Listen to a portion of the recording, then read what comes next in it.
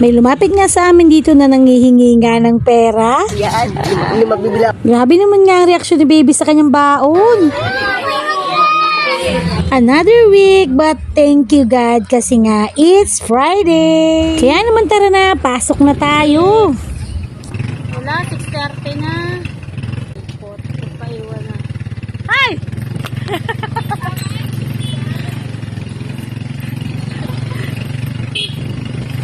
Yes! Talaga namang pahinga is waving. Pahinga lang sa paghahatid dahil nga ngayon ay araw na ng Friday. At pagpasok nga namin dito ay nakita namin yung mga dating classmate na ni Ate Akila.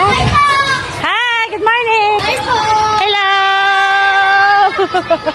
Shoutout sa mga batang ngayon na talaga naman pag kami nakikita ay hindi kami nakakalimutang batiin. At kung medyo napaaga kami ay merong mas maaga sa amin, kita nyo naman nga ito ibang bata ay naglalaro na. At sinecheck ka ni Papa dito kung meron bang hangin yung electric fan ay kinabit niya. Kinuha na nga din namin yung tinanggal namin doon at ipinagpaalam na rin namin doon sa guru na in charge na kukunin muna namin itong electric fan dahil naisip nga namin na baka sakaling may pag-asa pa ito. At gusto ko lang din i-shoutout yung mga magulang na talaga namang sobrang supportive din sa kanilang mga anak dahil talagang tulong-tulong kami para sa ikabubuti ng aming mga anak. Nagpaalam na nga din si Papa kay baby dahil nga uuwi na kami. Pero dahil nakita naman nga ni Papa yung kanyang tropa kaya naman nga ito napamarites pa. Uy, lika na. Uwi na tayo Bye, Mami!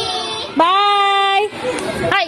Bumalik na tayo. Dumaan na nga din ako sa room ni na baby nung kinder kasi nga itong upuan ay kinuha ko na. At paglabas ko nga ng gate, nakita ko nga si Papa na merong kamaritasan doon. Mukhang seryoso ang pinag-uusapan nila. Ano kaya yun? Paalis na nga sana kami ni Papa pero nakita ko na naman nga itong batang palagi.